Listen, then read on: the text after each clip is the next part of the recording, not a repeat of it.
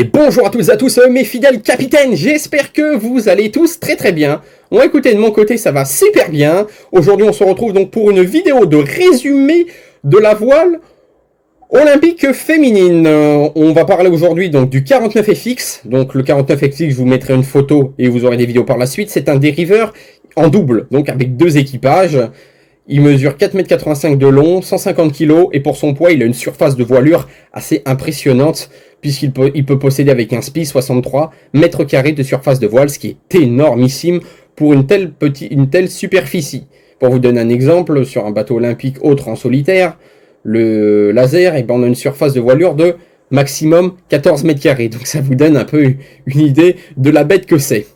Et donc maintenant, nous allons parler de la classification olympique et comment fonctionnent les règles. Comme ça, vous allez pouvoir comprendre ce que je raconte dans la suite de cette vidéo. Donc, la classification olympique est faite comme ça. Il va y avoir 10 courses. Donc, qui sont entre guillemets des courses d'entraînement. Quand je dis courses d'entraînement, c'est-à-dire que c'est des courses classification qui vont permettre de se classifier ou se qualifier pour la dernière course qu'on appelle la médaille race ou la course à la médaille. Donc, c'est les 10 premiers de la moyenne de ces 10 courses qui vont être qualifiés. Donc pour faire ça, durant les 10 courses, on va pouvoir avoir la possibilité de supprimer 3 courses qui ont été les pires pour chaque coureur.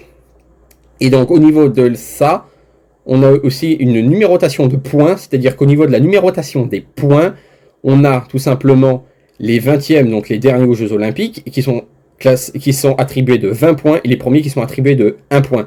Donc la classification se fait ainsi, ce sont ceux qui ont le moins de points, qui ont le plus de chances d'être en premier sur les 10 courses. Moins les 3 courses, les pires qu'ils ont eu en gros. Ensuite, il y a également un parcours qui va pouvoir être fait. Donc ce parcours, il va être fait. Ici, ce parcours, ça va être 3 bouées à passer dans des conditions bien précises que je vais vous montrer en vidéo tout de suite après, puisque les parcours selon les régates sont assez différents. Mais ici, je vous ai trouvé une vidéo qui résume le parcours.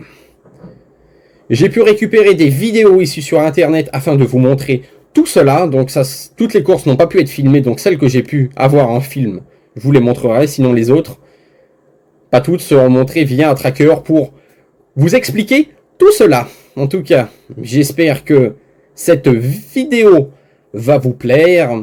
Maintenant, nous allons parler du dernier point de la classification, qui est tout simplement les départs. Donc, il faut savoir qu'en voile, il y a des départs. Donc, la procédure au départ est durant 5 minutes, c'est-à-dire que dès qu'on donne le départ, les voiliers liés ou les voileux ont 5 minutes pour se préparer au départ. Pendant ces 5 minutes, ils ne doivent pas franchir une ligne, que vous allez voir tout à l'heure, qui est une ligne virtuelle, donc située entre les deux bateaux de l'équipage olympique. Et donc, si on va voir dans cette vidéo, le comité de course n'arrive pas à voir qui a grillé le départ, parce que la personne qui grille le départ, c'est des nouvelles règles, c'est disqualifié. Même s'il finit premier, il se retrouve dernier, puisqu'il est disqualifié, puisqu'il a franchi la ligne de départ trop tôt. Je sais, c'est assez cruel, mais quand il ne peut pas vérifier tous les bateaux, il y a une procédure de remise au départ qui est faite.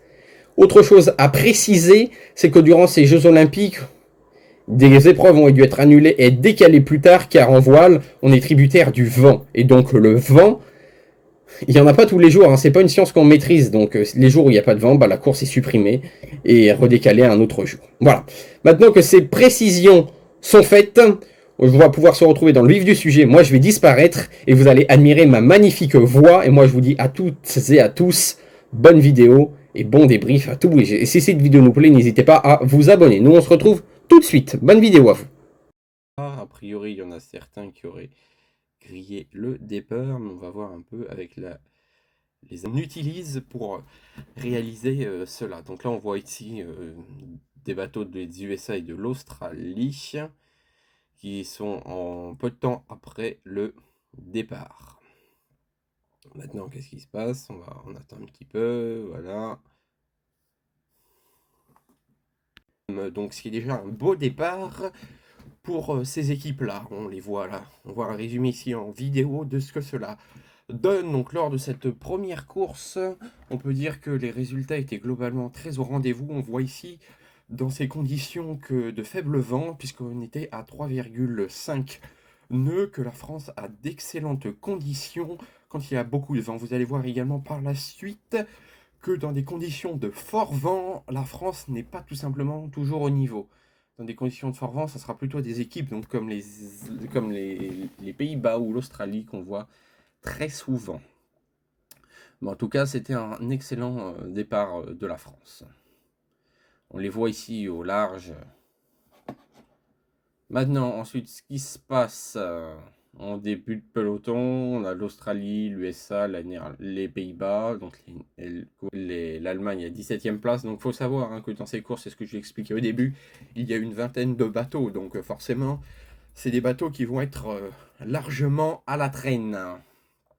La France qui a fait un beau départ, aussi des conditions assez difficiles dans ce genre de compétition, c'est-à-dire que les bateaux que vous voyez ensemble, là, qui sont collés, ils n'ont pas de vent frais, c'est-à-dire que les bateaux se cachent le vent entre eux, donc dans des conditions de faible vent, les voiliers n'avancent pas. Qui ont préféré plutôt le chemin gauche du plan d'eau et d'autres le chemin droit, puisque ceux qui ont pris le chemin droit sont tout simplement un peu plus libres, c'est-à-dire qu'ils ne vont pas prendre le vent d'autres bateaux, qui est plutôt une manœuvre assez simple. France, le Canada et l'Australie et les Pays-Bas sont plutôt bien placés. Donc on voit ici également l'équipe canadienne qui avance bien. Donc on peut voir qu'ils sont plutôt à l'extérieur. Une marque 4e je crois. Donc là on voit le Canada. Donc passage de la première bouée sur cette course. On voit le Canada qui s'engage sur la bouée. Français. Vous allez le voir un petit peu plus loin dans le récapitulatif des courses. Les dernières courses, il y a eu un peu plus de vent. C'est vrai que la France était beaucoup plus en difficulté. La France est un petit peu en retrait. Elle est en train de remonter la France. Elle est en 6e position. On va voir le passage là progressivement sur la prochaine bouée. Donc voilà, on voit deux chemins. C'est ce que je vous expliquais hein, durant ces courses. C'est un peu ça le cas. Hein, vous allez le voir sur toutes les courses. Deux personnes, un qui privilégie le chemin à droite, un chemin à gauche. Avec un chemin où il y a plus ou moins de monde, et le chemin où il y a plus ou moins de monde, souvent est plus payant, dans des conditions de faible temps.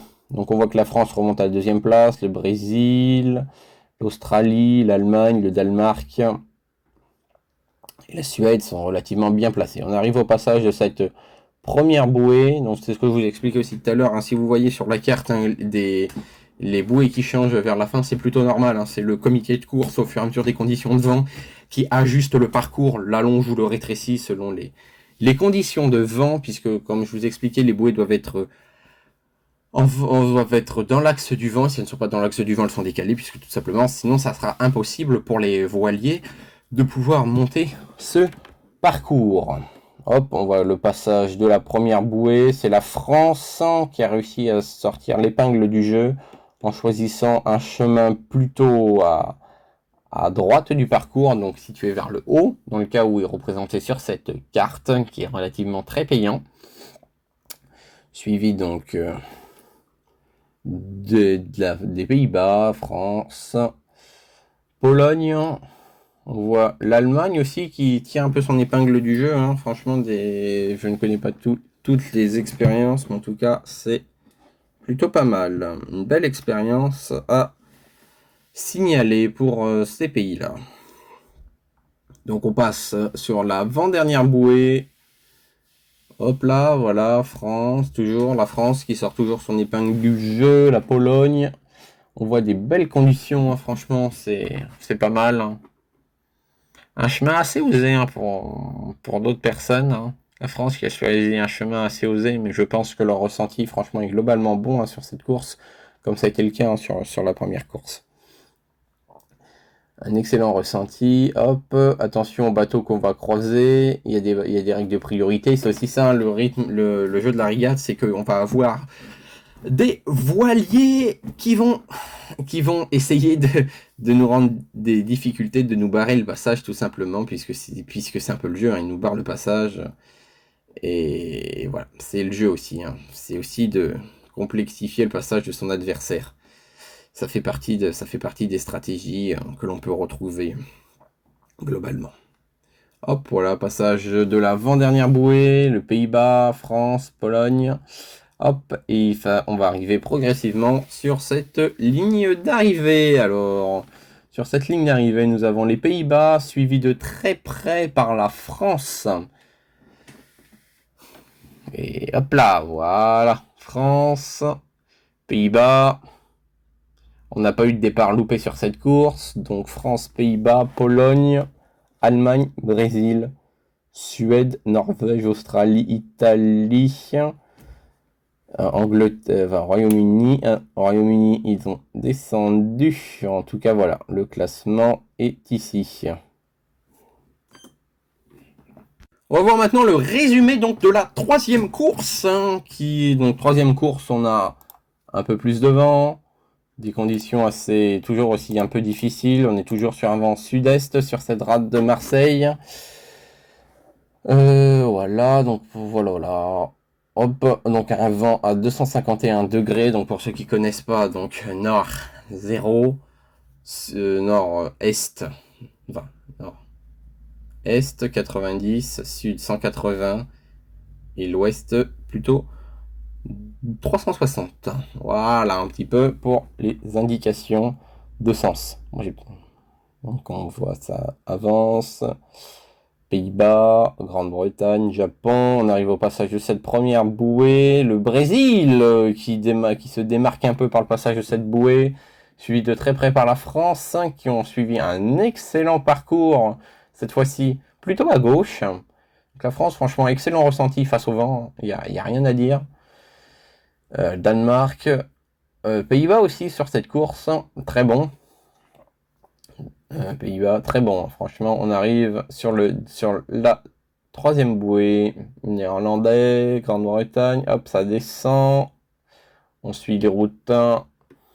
Attention.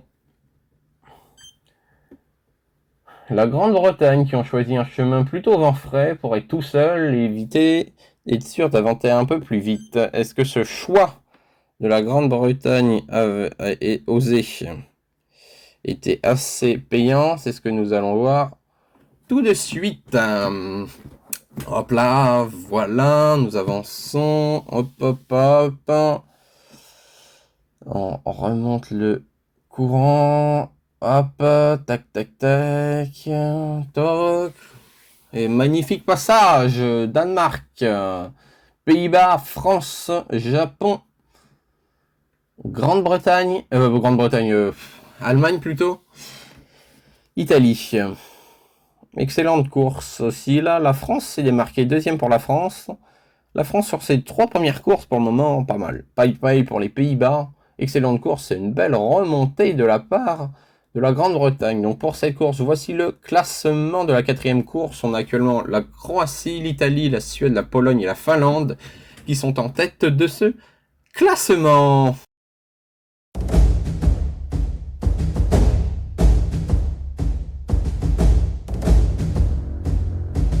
Et d'autres voiliers, puisque quand on est collé au voilier, ben, tout simplement, le vent est plus ramolli, on dit que le vent ramolli, c'est-à-dire qu'il commence à baisser en intensité s'il est au contact d'autres bateaux.